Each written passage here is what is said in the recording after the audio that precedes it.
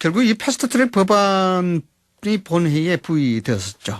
이 전국에 소용돌이 치고 있습니다. 다음 달 2일로 법정 처리 시한을 맞는 내년도 예산안 문제까지 겹쳐 있습니다. 여야는 이 복잡한 고처방 정식을 풀어야 하는 그런 상황인데요. 관련해서 제1야당의 중진 의원이시고 훌자 의원이시죠. 강석호 자유한국당 의원 연결해서 이야기 나눠보도록 하겠습니다. 의원님 나와 계십니까? 예, 안녕하세요. 강석호 의원입니다. 네. 뭐 요즘에 워낙 현안이 많아서 많이 바쁘시죠? 예, 안녕하세요. 네. 중진은 4선부터 중진회의에 참석하거든요. 네네. 예, 제가 3선이시죠? 네, 예. 네네, 알겠습니다. 네네. 말씀드렸다시피 어제를 기해서 선거법 개정안이 국회 본회의에 자동 부의가 됐는데 일단 네. 뭐 한국당에서는 원칙적으로 패스트트랙 법안 무효 이 선언하라 이런 얘기하고 있는 것 같은데 이 네. 무효 선언한 이유를 어떻게 봐야 될까요? 우리 국민들께서 기억하실겠지만은 지난 패스트트랙으로 이 지정된 선거법 개정안 이제 본회의 부의를 두고 네. 이 부분은 지난 불법 사보임으로 시작한 이 패스트트랙이었습니다.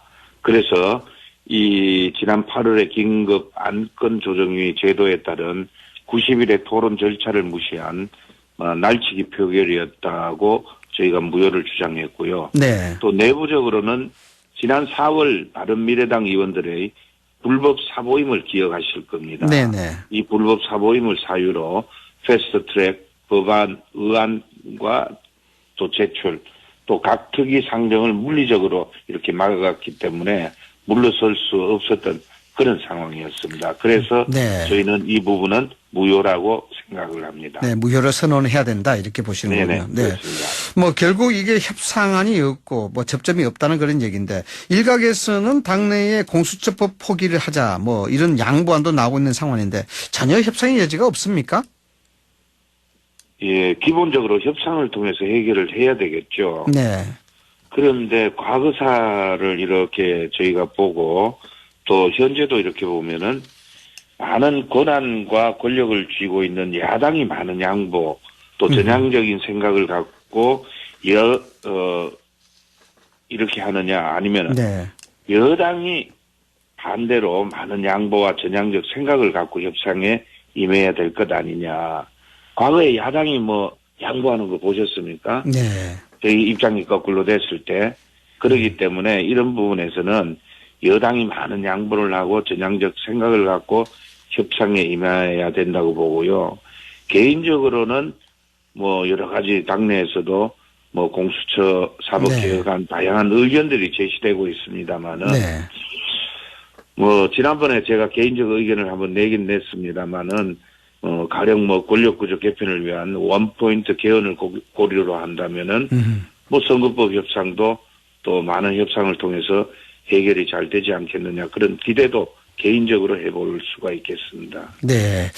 자, 민주당에서도 뭐, 말씀을 하셨습니다만은 뭐, 여권 쪽에서, 가진 쪽에서 먼저 손을 내밀어야 되는데, 그렇지 않은 것 같아서 이게 앞으로 계속 고비가 있을 걸로 봐지는데요. 네네. 민주당은 뭐, 총선 예비 후보 등록일까지는 여야 막론하고 전체 합의가 돼야 된다. 이런 원칙적인 입장입니다. 이런 강경한 입장론, 어떻게 보시는지요? 민주당에서는 개인적으로 전체적으로 이 합의는 원칙적으로 필요하다고 생각을 합니다. 물론 쉽지는 네. 않겠지만요. 그래서 현재 민주당과 타 야당 내에서도 뭐 선거법 개정과 관련해서 여러 가지 의견을 내고 있죠. 예를 들어서 지역구 비례의석수를 뭐 250대 50으로 또 연동형, 네. 준연동형 안이 이렇게 거론되고 있는데 이런 부분에서도 전자에 제가 말씀드린 그러한 태도로 또 그러한 사고로 협상에 임한다면은 뭐 사람이 사람끼리 협상하는데 못할 게 없겠죠. 예. 네. 그런 생각을 해봅니다. 일단 뭐 연동형 비례대표제 100% 연동형을 주자는 그런 얘기도 나오고 있는데 이렇게 되면은 뭐 한국당에서도 상당히 좀 불편할 수밖에 없겠죠. 그런 것은 받아들일 수 없는 최악의 안이 아닌가. 네. 다시 얘기하면은 원점으로 돌아가자는 그런 행위 아닌가 그런 생각을 하는데요. 네. 협상을 위해서는 뭐 여러 가지 뭐 또 받아들일 것은 받아들이고 설득이 또 동반돼야 하는데 한국당을 제외하고 협상을 시작한 것은 뭐 우리를 압박하는 그런 모양새 이런 부분이지만은 결론은 한국당을 패싱하거나 합의 없이 일방적으로 통과시킬 경우에는 또 다른 사태가 아마 오지 않을까 그런 생각을 합니다. 예. 네. 홍준표 전 대표가 최근에 이제 공수처는 민주당이 추진하는 대로 넘겨주고 선거법만 사수하자 이런 제안을 단식중 황교안 대표에게 하기도 했었는데 실제로 이런 부분에 검토가 좀 있나요?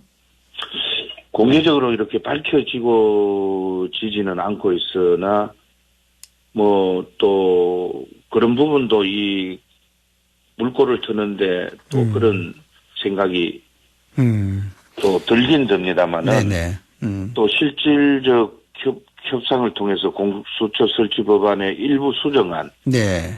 이걸 제시해서 선거법에서 타협안을 찾자는 얘기인데 네. 그런 부분도 물론 뭐 어렵긴 하겠습니다만은 대안으로 될 수도 있지 않느냐. 뭐 다양한 여러 가지 안들이 비단 홍준표 대표가 얘기하는 그 위에도 다른 얘기도 많이 나오고 있습니다. 다른 얘기까지 많이 나오고 있다. 예. 네네, 여야 간에. 일단 뭐, 홍준표 전 대표가 제기한 부분 외에도 이제 다양한 의견이 있다는 건데, 공개적으로 이야기는 못하지만은, 개인적으로 생각했을 때 그런 것들도 협상안에 대두될 수 있는 안이다. 이렇게 보시는 거죠?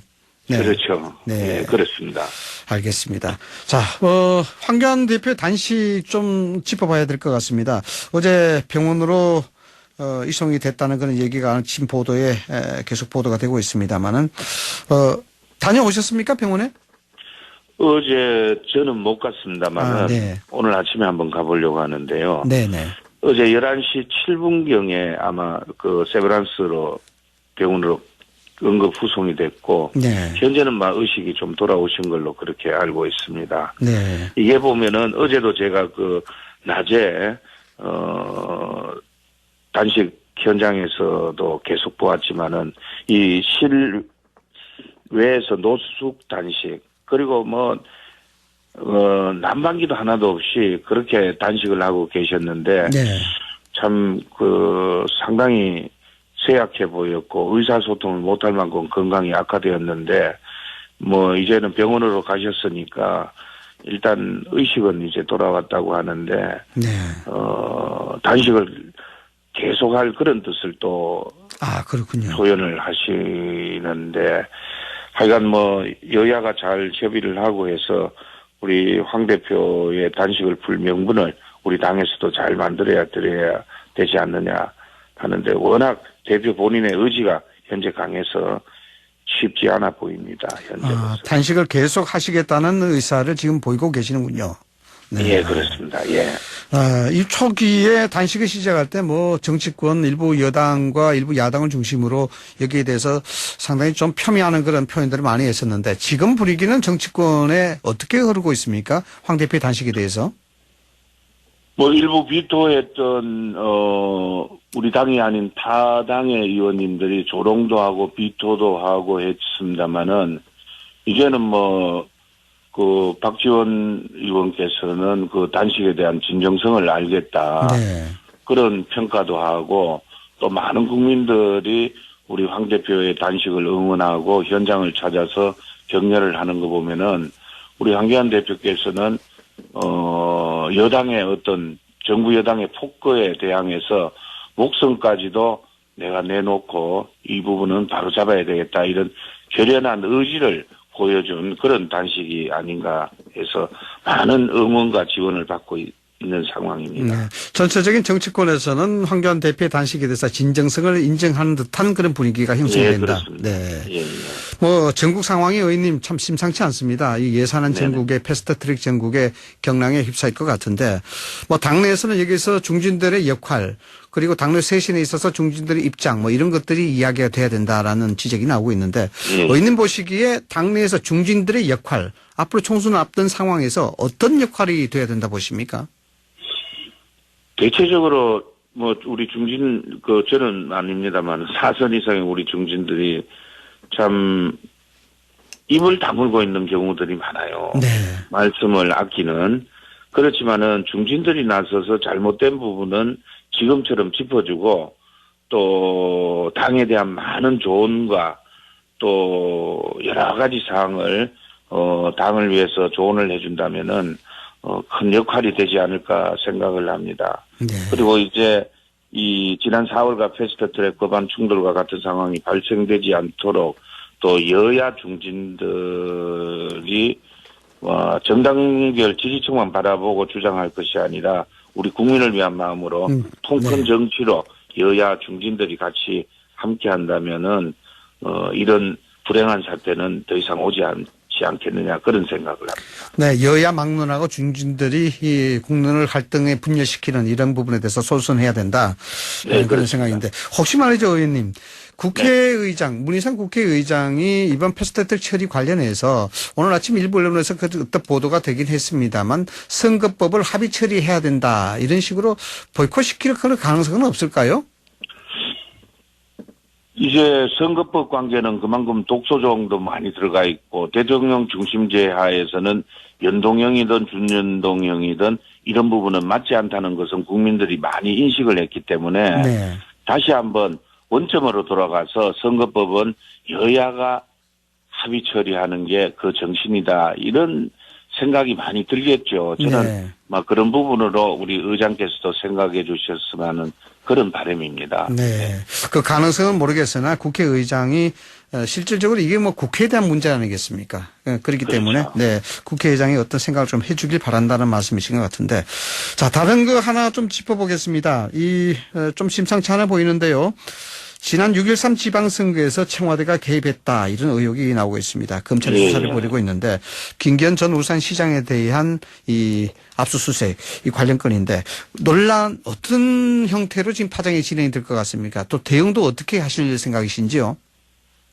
내용은 뉴스에서 다 네네. 나왔습니다만 이런 분이 금융위원회에서 사표를 하자마자 돌아서서 국회 정무위원회 수석 전문위원 선임이 됐어요.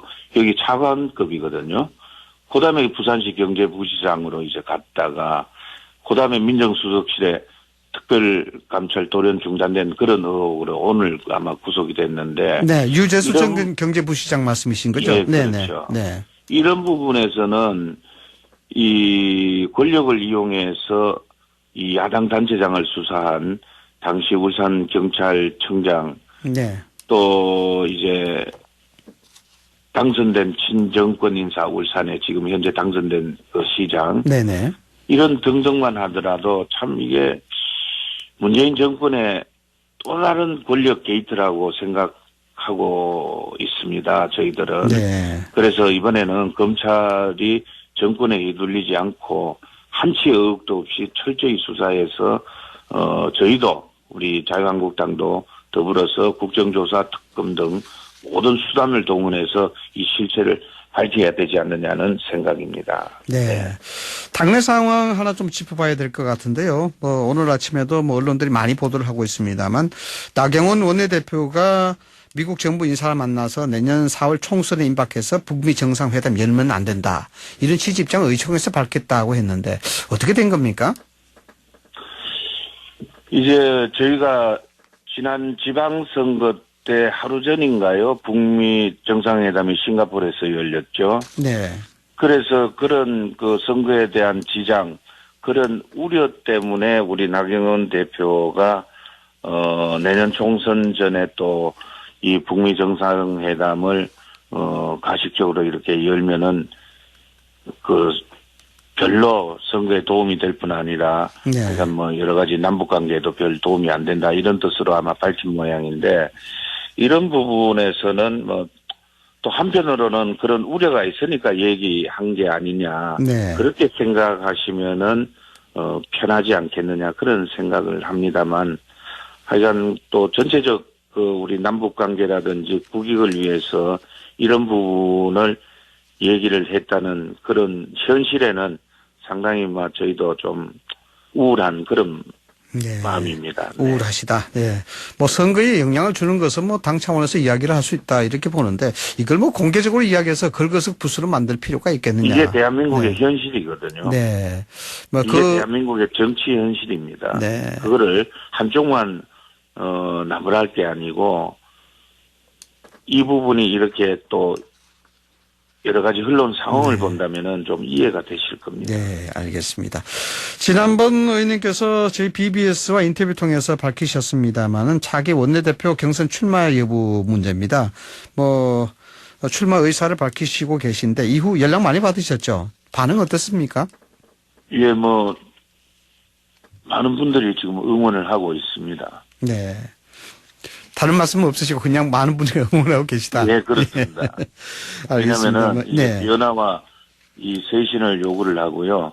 또 흩어진 보수를 모아서 또 보수 대통합 이런 부분도 이게 저희 시대적 책무이니까 또 원내 변화도 많이 해야 된다. 네, 이런 원내 변화를 많은 응원을 해주고 있습니다. 네. 지금 황교안 대표의 단식이 지금 전국을 경랑속으로 몰아넣고 있는데 이런 과정에서 12월 10일까지죠. 원내대표 임기가요. 그래서 예. 이런 원내대표 경선 이런 것들이 가능해질까요? 이 당규상 원내대표 임기는 1년이고 네. 이렇게 명시가 되어 있습니다. 원내대표 출마할 사람이 있으면은 물론 경선은 해야 되겠죠. 네. 그리고 이제 이 문재인 정부가 경제안보 위기 또 조국 사태 또 여러 가지 게이트가 불거져 나오는데 이러한 부분에서도 원내 분위기를 바꿔서 새로운 원내 전략 임해야 된다 이런 얘기를 하시는 분들도 많으시고요. 네. 그다음에 이번에 또 원내대표는 총선을 4개월 앞둔 상황에서 많은 의원들에게 다양한 현안에 따라서 전면에 나설 기회도 주고 또 대표 본인은 한 발 물러서서 협상하고 중재자로서 원내대표론을 강조해야 될 것입니다. 그러니까 큰 틀에서 정책적 화두를 중심으로 해서 이 결기찬 대여투쟁과 함께 통합을 위한 이 보수 정당 간 정책 연대를 우선적으로 논의해야 될 그런 부분이기 때문에 새로운 분위기가 필요하지 않겠나 그런 생각을 합니다. 네, 당내 의원들의 전체적인 분위기가 새로운 원내대표의 선출 이런 것들은 좀 차차하고 더라도 일단 분위기 쇄신은 필요하다 이런 것이죠. 네, 그렇습니다. 네. 제가 말씀드린 것은. 네. 네, 알겠습니다. 오늘 아침 일찍 인터뷰에 응해 주셔서 감사합니다. 여러 가지 현안에 대해서 지금까지 강석호 자유한국당 의원과 연결해서 이야기 들어봤습니다. 오늘 말씀 감사합니다. 예, 고맙습니다. 네.